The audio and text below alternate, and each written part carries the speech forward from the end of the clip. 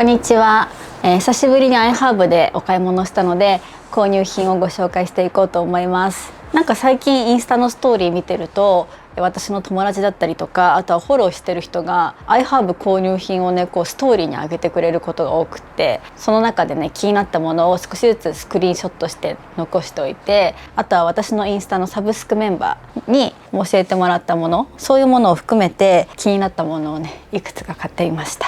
まずこちら、これはツムの洗濯用洗剤フランキンセンスの香りです。これをねストーリーで紹介してる知り合いの方がいて、洗濯洗剤はこれ以外は考えられないって書いてて、もう匂いが本当にいいって言ってたので、そんなにいいと思って気になって買ってみました。いろんな香りがあるんですけど、その方はフランキンセンスを選んでて、私も同じの買ってみたんですけど、めっちゃいい香り。落ち着いたなんかウッド調の香りですね。なんかお香っぽい感じ。これはいいかも。こちらのラベンダーの香りも気になりますが、一旦このフランキンセンスを使い終わってから、これがすごく良かったら次はラベンダーの香りも買ってみようかなと思います。次はこちら、これはキッズ用シャンプーですね。 OG キッズって書いてあるんですけど、モイストシャンプー、これはサニートロピカルフルーツの香りだそうです。これもね、このツムの洗剤を推してる方がこの子供用シャンプーもすごくいいということでおすすめしてて、気になって買ってみました。その方はねお子さんがいるからお子さんと一緒に使ってるらしいんですけど、全然なんかね大人も使っても大丈夫みたいで、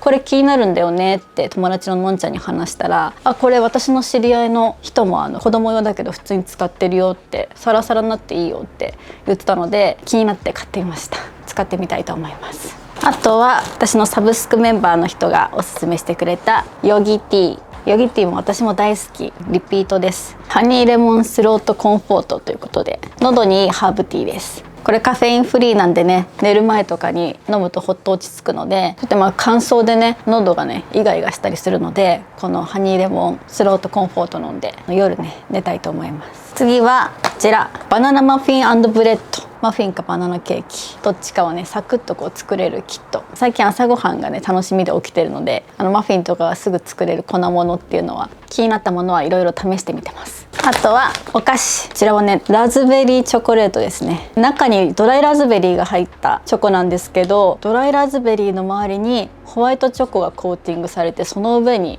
ダークチョコレートがコーティングされてて、もう絶対美味しいじゃんと思ってこれ買ってみました。私ラズベリー強なんですよ。もうラズベリーが大好きで、ストロベリーチョコって結構見かけると思うんですけど、ラズベリーチョコはねあんまり見かけたことないから、これ美味しかったらまたリピ買いして日々のおやつにしようかなと思ってます。あとはこちら、チェンバレンコーヒーのブルー抹茶ラテ with オーツミルクとラベンダー抹茶ラテ with オーツミルクです。このチェンバレンコーヒーはYouTuber の方が立ち上げたブランドなんですけど、エマ・チェンバレンさんっていう1200万人ぐらいチャンネル登録者がいる女性の YouTuber の方がいるんですが、その方がコーヒーホリックって言って、もうコーヒーが好きすぎてこのチェンバレンコーヒーをね立ち上げたんですよ。でメインはコーヒー豆なんですけど、私はコーヒーが苦手なのでこのね抹茶ラテパウダーをずっと試してみたいと思ったんですよ。で今回抹茶ラテ2袋勢い余って買っちゃったんですけど、こっちはラベンダー抹茶ラテなので、ラベンダーの風味がする抹茶ラテが作れます。あとこっち、このブルー抹茶ラテっていうのは粉をね水に溶かすと本当青くなるんですよ。なので青い抹茶ラテ作れるっていう、色が可愛いっていうやつですね。味的にはバニラスイートって書いてあるので、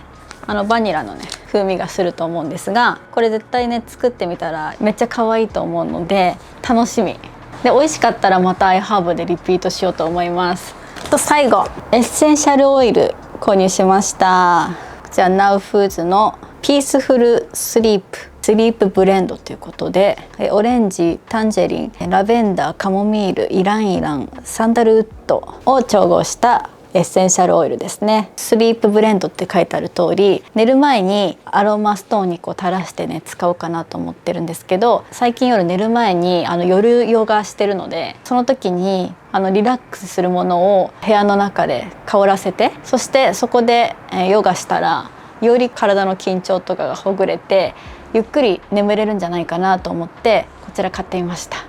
これちょっと今夜からね使ってみようと思います。はい、そんな感じです。まずねもう今からこの粒の洗濯用洗剤使って洗濯してみようかなと思います。雨だけど。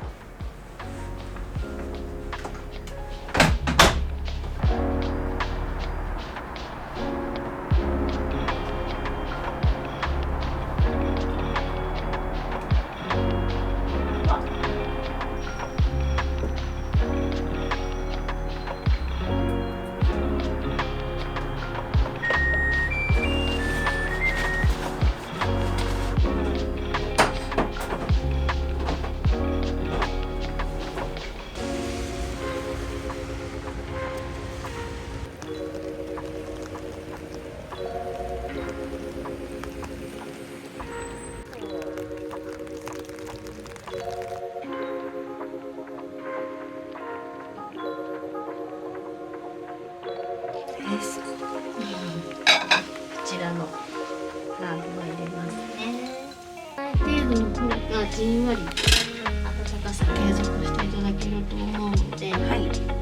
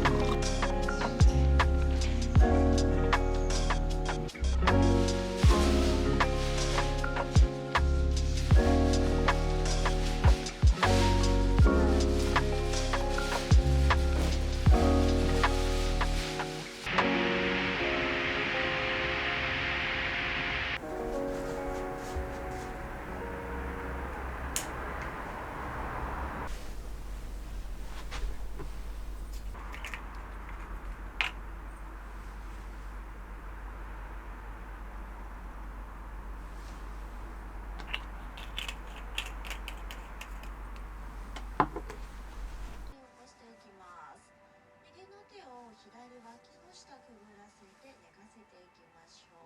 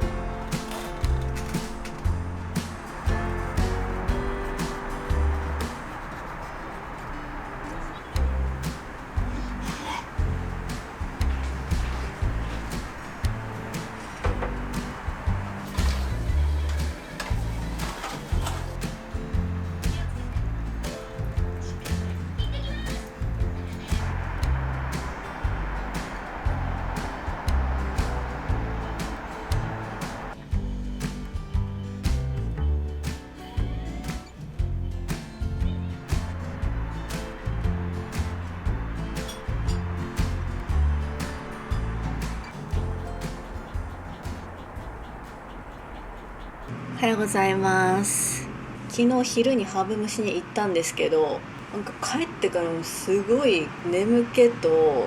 体がだるくて、なんかもう夜まで寝ちゃって、でそれで途中で起きてお風呂入ってもう一回すぐ寝てみたいなで今なんですけど、この3日間ぐらいめちゃくちゃね天気も悪いし雪も降るしね、気温も下がってるっていうことで、低気圧の影響も受けてるのかなとか思ったんですけど、なんかそれプラスやっぱりこのハーブ蒸しを初めてやると好転反応が起こるらしくって、その老廃物とか毒素を排出するデトックスの過程で好転反応として、倦怠感と眠気、頭痛、そういうのが出ることがありますって書いてあって、多分それですっごい体がだるいんだと思います。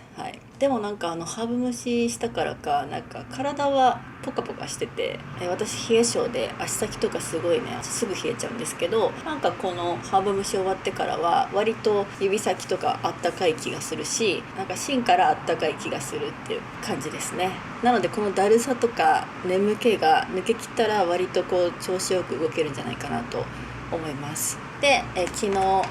このルボアエクラっていうところでハーブ蒸ししに行ったんですけど、そこでねハーブ蒸ししてる時にそのブースに置いてあったこのバスハーブっていうものが気になって買ってみました。こういう感じ、ハーブ蒸しの時と同じオリジナルハーブなんじゃないかなと思うんですけど、 20g で3回分、鍋とかに煮出してからお風呂のお湯に入れたりとか、あとはそれが面倒くさかったらお茶パックとかに入れてそのままお風呂に浮かせればいいということで、これで3回分なのでここぞというタイミングで使いたいなと思うんですけど、今日すっごい寒いから帰ってきてからちょっとこれハーブに出してお風呂入ってみようと思います。あとそのルボアエクラでなんかウェルネス商品めっちゃ売ってて、メリッサという、これは女性の日々のリズムをサポートするハーブ進出液だそうです。ハーブ蒸し終わった後にスタッフの方といろいろお話しして、片頭痛が結構するんですよって言って、こういうね低気圧の時とか特に頭痛するんですみたいな話したら、このねメリッサは結構なんかそういう時に気持ちが軽くなったりとかするよみたいな教えていただいて、その頭痛とかがする前とかに、飲んどくといいんじゃないかなっていうことで買っていました。でさっき飲んだんですけど、ふわっとなんかローズヒップみたいな感じの風味は感じるけど、変な苦味とかなんか鼻につく香りとか感じなくて、なんか飲みやすそうなのでちょっと続けてみようかなと思います。毎日飲むんじゃなくて、なんか調子悪くなりそうだなみたいな前に飲むのがいいそうです。あとはハーブ蒸しに行った理由みたいなのが、冷え性改善っていうのもあるんだけど、あと月経痛がひどいなって最近感じてて、それでねちょっとハーブ蒸し興味を持って行ってみたんですけど、その話をしたら、なんかナプキンを変えるっていうのも一つの手ですよみたいなのを教えていただいて、今回ね買ってみたんですけど、バンブーサニタリーパッドということでなんか竹でできたナプキンがあるみたいで、なんかそれをね使ってみようかなと思います。確かに月経痛がひどい時はタンポを飲んだりとか、あとは普通に鎮痛剤とか飲んでたんですけど、ナプキンのことは全く考えてなかったなと思って、これパケも可愛いしね、でも中はね普通のもう本当になんてことないナプキンっていう感じで使いやすそうだったので試してみようかなと思います。でそんな感じでちょっと体がだいぶ良くなってきたので、今から仕事したいと思います。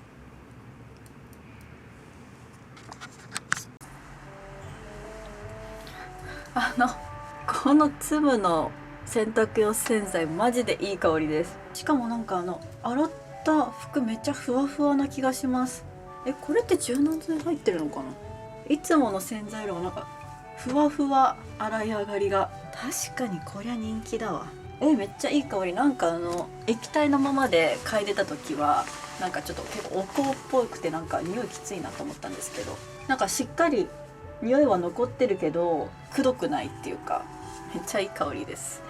これはリピートです。すごいじゃん。粒の洗濯用洗剤、洗濯機から以上ご報告でした。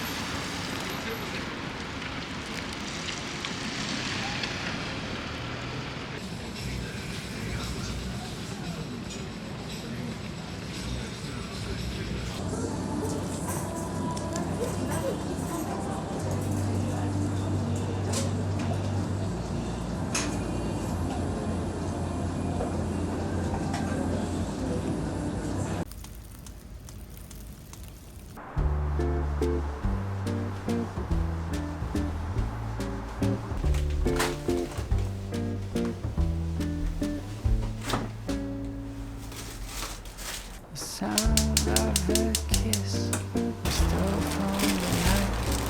The self-rushing heartbeats of love at first sight. Perfume is drifting in the cool breeze. Dance of two hands, eager to meet. A kiss and two heartbeats when you're out on the street. Kisses and heartbeats don't know how to lie. They're watered with tears and bloom in the night. Kisses and heartbeats don't know how to lie. And how to lie, and how to lie, and how to lie, oh no. How to lie, and how to lie, oh no.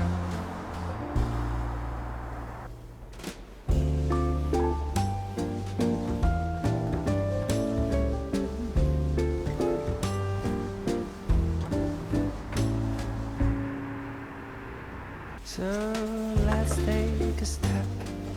in this first dance of kisses and heartbeats, embracing by chance. Because maybe fate is too much of the world, just two random passengers caught in a whirl. A kiss and two heartbeats and time in a curve.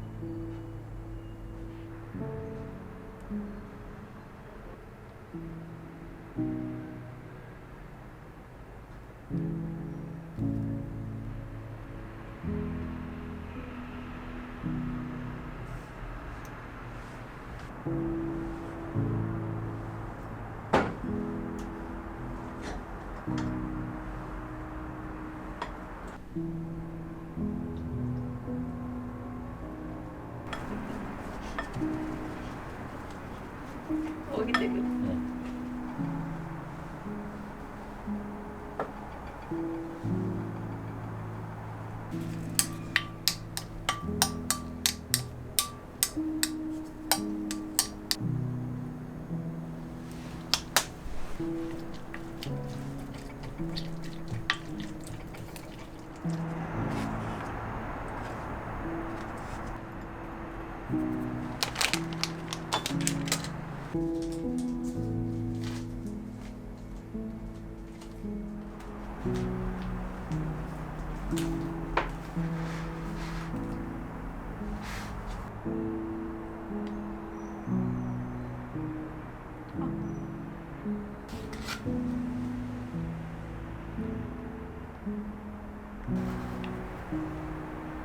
うわ、キッズ。でな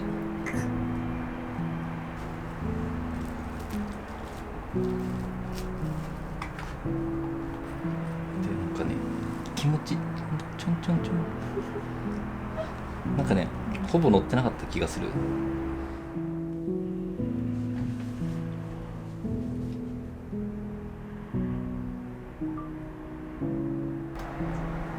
じゃああなたの思い出のちょっと食べてみてこれ。思い出の納豆寿司。こういうの初めて食べる。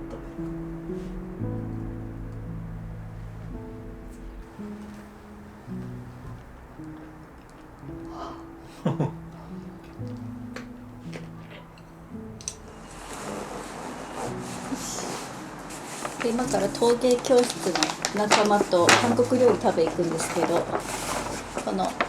新しいトートバッグ使おうと思います。マリメッコのめっちゃ可愛いオレンジと水色のストライプがこう前後、そしてとってもね2種類違くてめっちゃ可愛いこちらのトートバッグに荷物入れていきます。やばい、時間がない。お財布でしょ、ポーチにリップ、ハンカチ、個包装されたマスクとカメラ、ご飯食べるので髪が邪魔なのでヘアクリップ。よいしょ。めっちゃ可愛い。どっち前にしよっかな。水色とオレンジ。このオレンジの部分のところの取っ手は水色みたいな感じになってるんだ。で逆にすると水色を前面にするとオレンジの取っ手が前に出てくると。可愛い。はい。時間がない。ではご飯食べ行ってきます。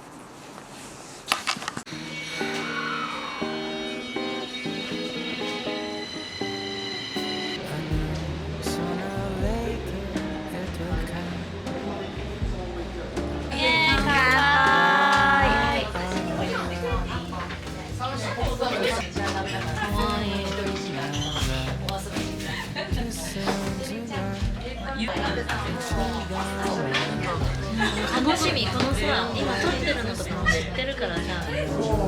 これはもう私も韓国でいっぱい食べてきたけど、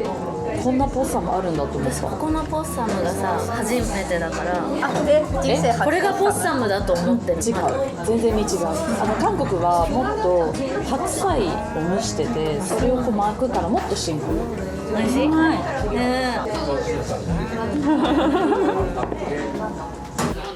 一番下がこの3種だけに入ってる緑茶のテリーヌになります。ありがとうございます。So the sun can just stop at now. Corners are open outside, like birds that are spreading wings. So every night I stare at the moon just to check if she's still looking blue. Who you are yet. You seem a bit hard to get, but I know you're out there. I just wait for the day where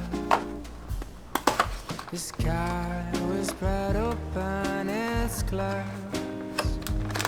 so the sun can just stop hiding out. The windows will open and sing like birds that are spreading their wings. And I spelled you right across the street, like a song that is playing just for me. We'll know and we'll smile as if we are new. All this time I was waiting for you.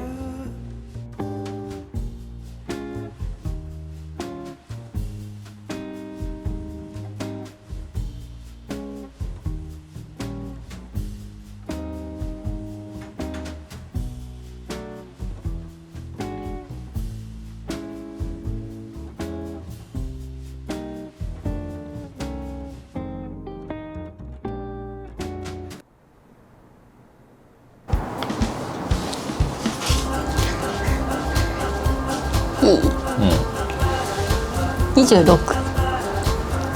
だっけ。はい始まりました。最近とよラジオ第26回、今週もどうぞよろしくお願いします。お願いします。はい、このラジオは私はこのうちにアトリエを作って、そして私たち夫婦が半別居生活になったということで、私たち夫婦の今をお届けする、そんなラジオになっています。いやもう今週寒くて雪も降ったじゃん、ちょっと積もるぐらい、いやもう寒すぎたからもうなんかあったかいことしたいみたいな思って、ハーブ蒸しをね見つけて、予約して行ってきたんだけど、めっちゃ良かった。ハーブ蒸し聞いたことはある、なんか椅子があって、なんか箱椅子みたいなやつ、背もたれ付きの、そこの椅子に真ん中に穴開いてて、その下でそのヨモギとかラベンダーとかカモミールとかブレンドされたハーブがもうグツグツ蒸されて、それがお尻からね温かさを感じていくっていう。お尻からなんやね。ね、なんかさサウナのロウリュみたいにさ、なんかそこにハーブ水とかかけたりとか、なんかそういうイメージだったけど、お尻から来るとは知らなかった。なんかもうほんとせいろ蒸し状態よ。しかもなんかもうポンチョ着てね、蒸されるんだけど、もう裸なの完全なる。じゃあもう直でお尻に湯気当たんの？暑すぎんそれ？マ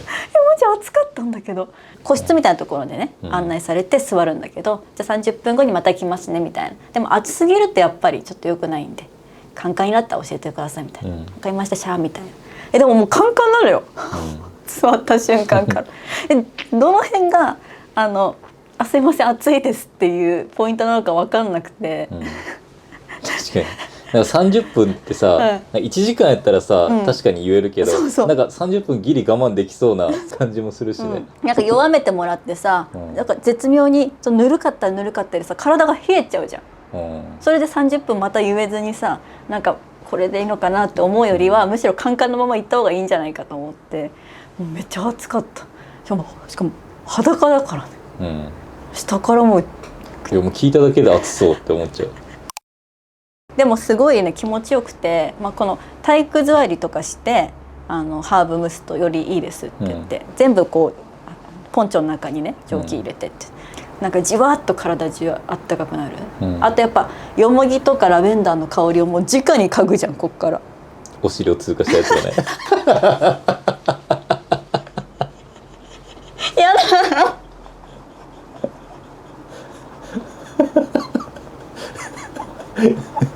いい匂いした。いい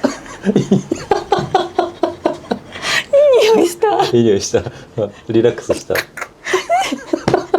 えたらさ、こうやってポンチョこうやってやるやん、でここのポンチョのこの首の隙間からさ、全部くるのね、いい匂いいい匂いって思ったんだけど確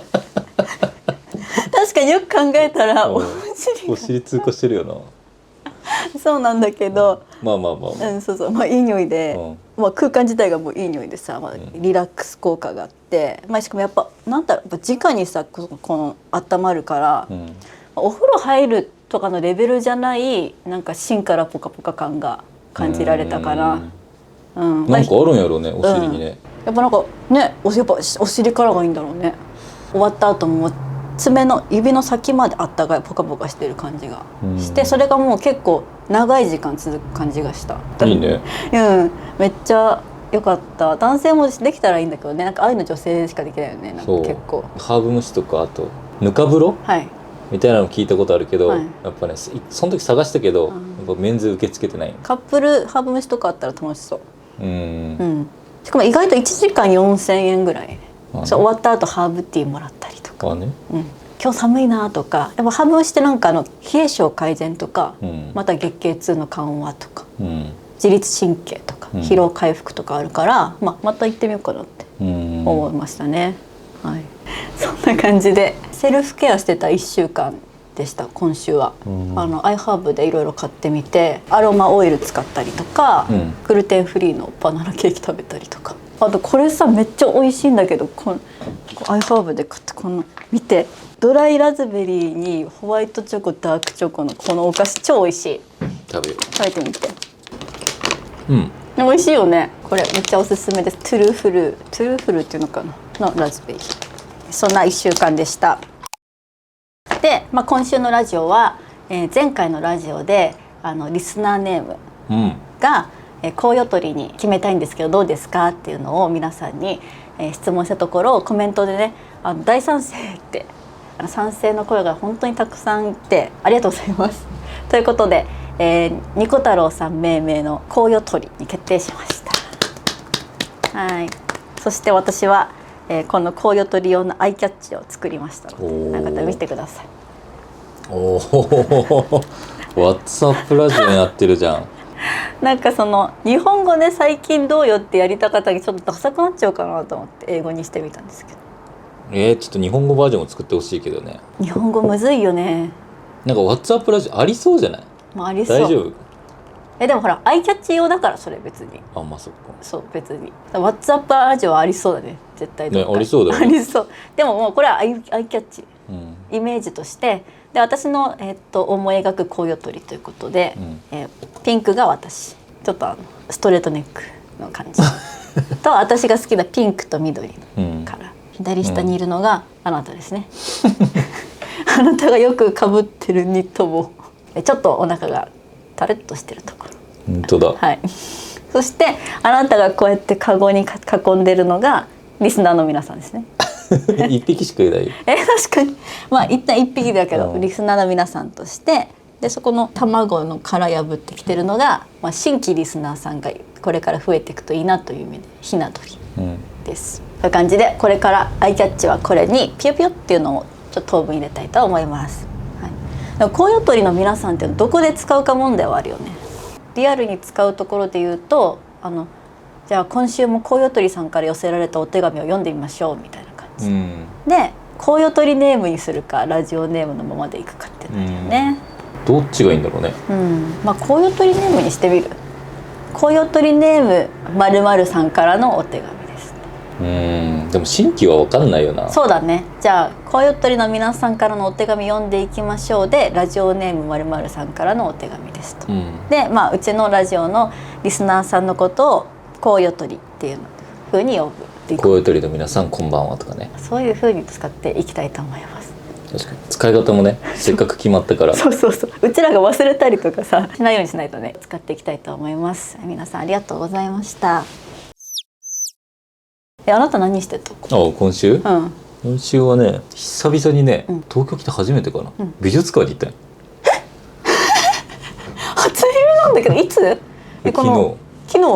どこの？東京国立近代美術館か。何やってたの？なんかスウェーデンの女性のはいアーティストさんのなんか生涯を通した作品展があってて、いいの？別に俺はねその人の展示を見たくて行ったわけじゃなくて、なんか物販コーナーに自転車のアクセサリーがそういうポップアップをやってたのか、なんか売ってるっていうのを見て、でそれが欲しいなと思って行ったら、展示を見ないと買えないルート、そう買えないルートだってことに入り口で気づいてじゃあこれ見るかと思ってみたいな。そうネットでも買えるわけそれ、でも送料がかかるから、もったいねえと思ってで近くに銀座に行きたいところもあったから、うんじゃあまあそのついでに帰りに買って帰るかと思ってうん行ったんだけど、うん結果チケット代買わないかんくなったから割高になっちゃったんやけど、うんでそれでまあもともと見るつもりはなかったし誰の展示かも知らなかったんだけど、うん結果ね2時間半ぐらいいて、そううん、展示を見てる時間がある。そうへえ、じっくり見たんや。まあ一人だったらよりじっくり見えるもんそうね。なんかそれがね、うんそれこそデジタルデトックスじゃないけどさ、うんうんうん、そうだよね。ちょっと教えて。何？スウェーデン今やってんだよね。今やってる近代？東京国立近代美術館、これアフクリント展？多分それだと思う。これだ。スウェーデン出身の画家アフクリント。この人のやつをうん不覚にも、うん。まあ、結果的に見ることになったんやけど、抽象画の先駆者。でもなんかもともとはうんものすごい写実的なうん絵を描く人だったらしくて、うん。馬の解剖とかをする時のへーそのまあ医学書とかの挿絵はいはい。だからその筋繊維とか骨のはいなんか肉体の構造とかはをい描いてた挿絵から入って、でも全然違うもんね。そうこの最終的にちょっとなんだろう、まあ、神と交信するというかうんそういうなんていうのもっと内面作品絵に落とし込んでやるみたいな人なんだけど、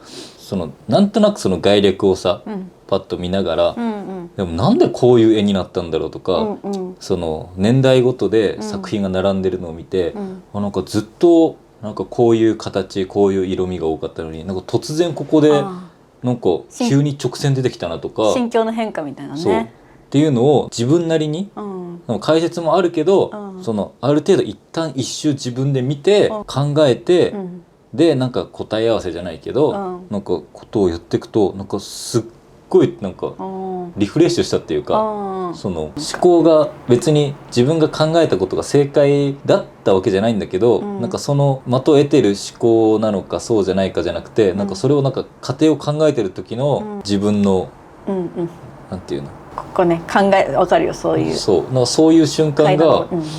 本を読んでるのとはちょっと違う。あーその本だと確かにね。文章を頭の中に入れていくわけじゃん。うんうんうん。いかにその情景をさ自分の中で、想像する。そう想像できるか、うんでも絵を見て確かに。考えさせられると当時ってこういう環境だよなとか、あなんかあ、時代背景みたいな。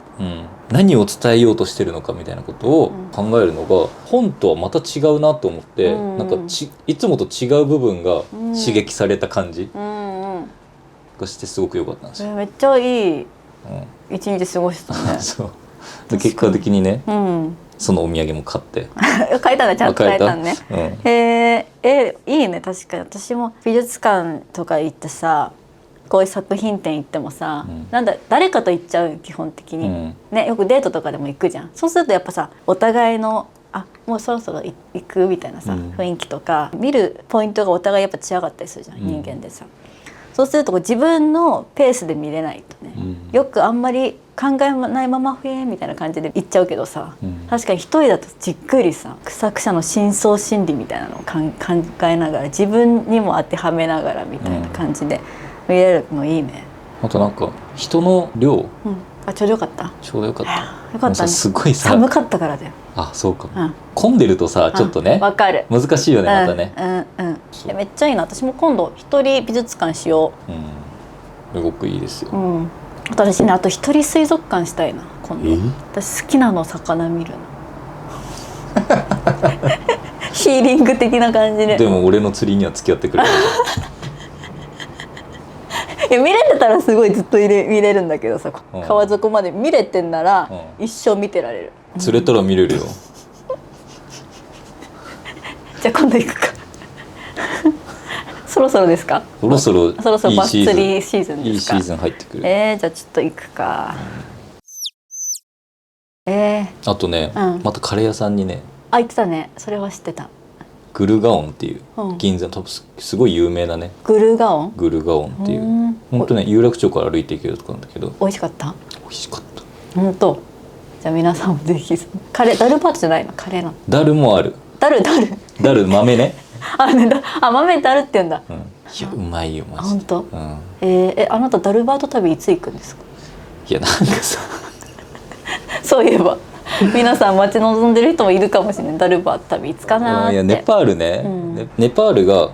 意外標高が高いから、冬行くと寒いんだって、あとなんかスモッグか雲かが出てて、なんかね暖かくなってからの方がいいですよって書いてあって、ちょっとまだね行けそうにない。春ぐらいか。春ちょっとでもダルバーと食べにネパール行く欲落ちてるでしょ。いや正直、日本で食った方がうまいんじゃないかっては思ってる。そのなんか嫌いになりたくないの。ダルバートのこと。そうまあでももう無理して行く必要ないから、このラジオで行っちゃったからといって、そのために行くのはおかしなんか楽しくないからね、でもダルバートじゃなくても、もしどっか行きたいとかなったら、行って写真ぐらい撮ってきてもらって、そしたらそのお土産話でもちょっと聞かせてくれると、私もみんなも嬉しいんじゃないかなと思います、来週からは暖かくなるのかな。そろそろ桜が準備しだすんじゃないかなね。もう寒いんで勘弁してくださいという感じで、今週の、コヨトリさんから寄せられたお手紙を読んでいきたいと思います。ラジオネームがなかった。ミクさん先生こんばんは。こんばんは。こんばんは。いつも動画楽しく拝見させていただいております。お二人の会話には素敵な言葉がたくさん散りばめられ、忘れたくないものはメモして残したりしています。すごい。ありがとうございます。私の話をしていただきたいテーマは田舎と都会です、私は22年間東京の都心部で育ち、違う環境で暮らしてみたいと思ったことから全国転勤の会社に就職。1年目から2年目は京都に配属され、半年前に異動が出て今は奈良に住んでいます。初めの2年は京都という土地柄もあり、観光気分で同期と遊んだりして新しい環境を楽しく過ごしていました。ただ奈良へ配属になり、少し田舎へとなった時に会社の人しか知り合いがいない中、今の生活が充実したものではないなと感じてしまっています。京都に比べたらご飯屋さんがたくさんあるわけでもなく、東京のようにお買い物できる場所が近くにあるわけでもなく、自分で自分を楽しませることに苦戦している感じです。社会人3年目にして東京に戻りたくなっています田舎は何もなくて退屈と嘆くのではなく、楽しいことを探す努力をするべきなのか悩んでいます。自分で楽しむ術を見つける必要のある田舎と、楽しいことはそこら中にたくさん、でも周りを見た時に充実してなければならないとどこか感じさせられる東京。田舎と都会それぞれの暮らしの中で充実した生活を送るヒントがあればいただきたいですということです。田舎と都会ということに。まあね、我々はさ、奈良よりも田舎で育ってるからね。はい、そうですよもう土級の田舎ですからね、お互いの田舎具合を競うぐらいの田舎だよね。まあ負けますけどねいやいや負けますけどね負けますよコンビニに車で行かないといけないような距離じゃないんで。コンビニは歩いて行けます。コンビニは。いやでも、あなたのお母さんから、実家行った時に、空港を見て帰るって言われましたうちには別にその空港が観光名所にはなってないですくそということで面白いね、都会と田舎について考えていこう、まさにね、俺らはさ、もうどっちも経験してね。そうだね。この方も書いてあるんだけど、自分で楽しむ術を見つける必要のある田舎。楽しいことはそこら中にたくさん、でも周りを見た時に充実しなきゃと感じさせられてしまう都会。ってことで、まず私たちは田舎で生まれ育ちました、あなたは佐賀の田舎、私は茨城の田舎。佐賀の田舎ではない。佐賀だとどっちかっていうと都会の方だった田舎あるあるね。自分ができるだけ都会の方に住んでいる人間かどうかをどうにかして証明しようって、もう私は土級の田舎ですよ、もうね。引いた俺が引くぐらいやから引いちゃう。やめて。あそこに住んでる人のみんな楽しく生きてるんだから。いいとこだとは思うけど、いや確かにもう田舎レベルで言ったらもう負けない。私は結構、信号ないもんね。あるよ信号あるさすがに信号はあるんだけど、そうでもなんかわかるよ。私は高校生まで田舎でした。でこっち都会に来て、都会育ち都会生まれの友達に出会うのね、比較近くで言うとのんちゃんはもう都会生まれ都会育ちなわけ、だからびっくりする。たまにね一緒に遠出するじゃん、逗子に行って、ちょっとやっぱ逗子だとさなんかこう小山みたいなのあるじゃん雑木林的な。あ、そう、雑木林を見るとトトロの世界ってこんな感じだったのかなって言ってくるのね私が、お前に本当の田舎を見せてやろうかって逗子は都会だぞって、ね。確かにその都会の人が田舎に憧れるのをそうなんだと思いながら聞いたりとかしてた。この、充実した生活を送るヒントかで、この方はずっと東京で生まれ育って京都に行きました。京都はね楽しいこといっぱいありますよ確かに。でも奈良もさ、私からしたら相当都会なんだけど。いや場所とさ、奈良の中でもあるやろうしね。奈良の中でも田舎の方。そう、交通の便がいいところとかさ。俺も奈良行ったことないから、あんまり関西圏の地理関係分かってないんだけど。そうね、修学旅行でしか行ったことないし奈良。でも確かに20前半でしょ、で社会人3年目。田舎は確かにきついと思う。そうね。これは、何でもそうだけどさ、タイミングの問題だと思うね。年取ったらちょっと田舎の方がいいなってさ、思ったりとか、そういうことあると思うけど、若い時はねいろんな刺激を求めたりさ、するってことを考えると、都心の方が羨ましいって思う割合はありそう。そうね。自分は田舎で生まれ育って田舎の良さっていうのは、肌で感じつつも都会に出た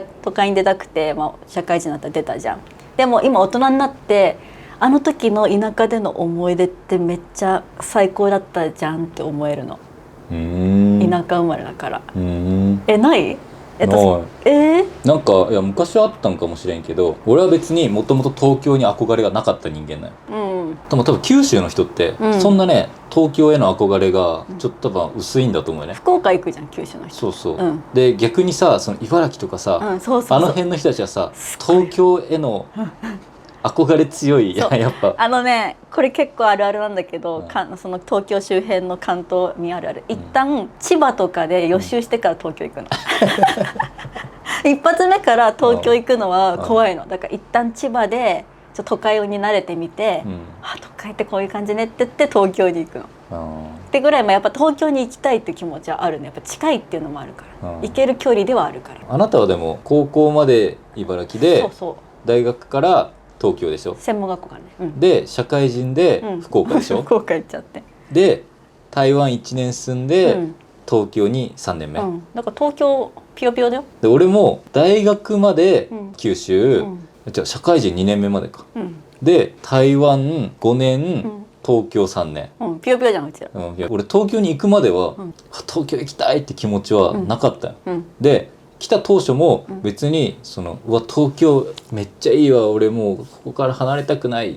ていうよりは、どちらかというと、なんか東京近郊とか、釣りしたいとか、自転車乗りたいっていうのあるから、都心よりはちょっと離れたところがいいなって思ってたんだけど、3年目にして、なんかよくよく考えると、東京を離れる理由がもうなくなってしまったよ。でも40になったら分かんないし、50になったらもう分かんない、今ならっては思う。そうね、確かにそうね。自分で楽しむ術を見つける必要のある田舎、楽しい。どれぐらいの田舎具合なんだろうね。東京育ちだった人からしたら、ちょっと田舎でもすごい田舎って感じるかな。でもなんかよく言われるのはさ、都会育ちの人が憧れる田舎と本当の田舎は違うみたいなさ、っ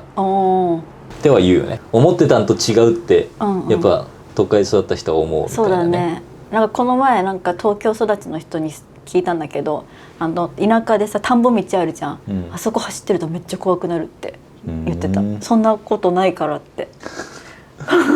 これどこまで続くんだろうって思ってめちゃめちゃ怖くなるって言われて、そんなの日常過ぎたから、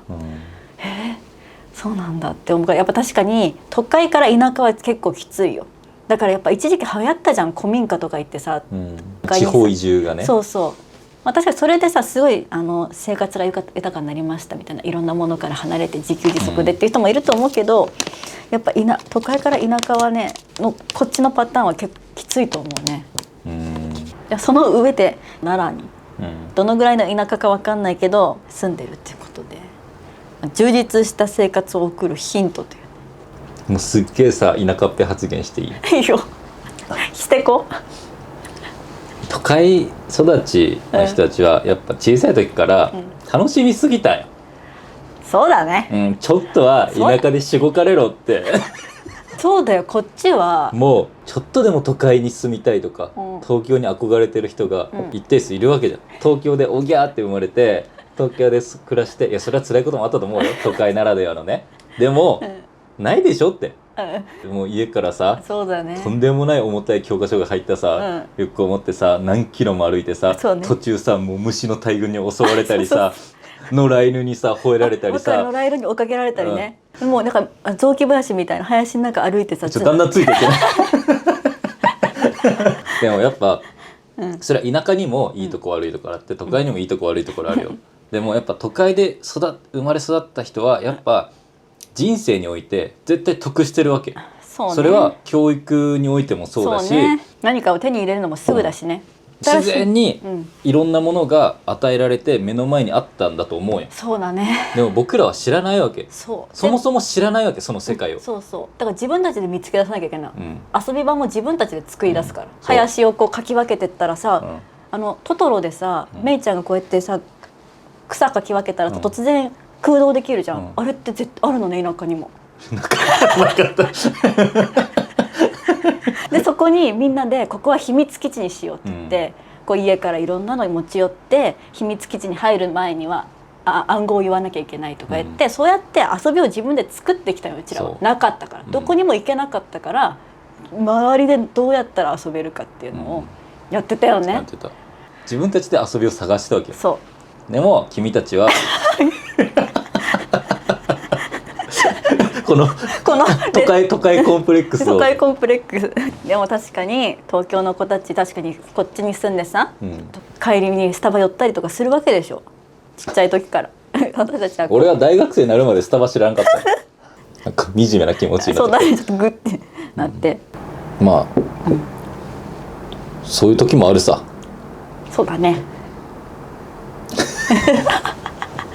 何のアドバイスにもなんないけど、まあでもどう考えても確かに都会よりかは何もないですよ、そりゃ。甘ったれてんじゃねすいません、うちらの田舎コンプレックス都会コンプレックス、ね、そう都会コンプレックスが刺激されまくって、うちらの、いやそれはね俺らには想像できないような都会の苦労がね、あったとは思うよ。そうだね、ちっちゃい時からね。そうだね。とはいえ、やっぱり何よりも環境的には恵まれていたこともたくさんあるだろうから、そうですね。それはやっぱ自分の力をね、ちょっとどんなもんかね、試して自分が今まで得てきたものとか見てきたものを駆使して、何もない田舎で何かを見つけ出すっていうね、確かにそれはやってたらまたより人生の幅が広がるのかもしれないよね。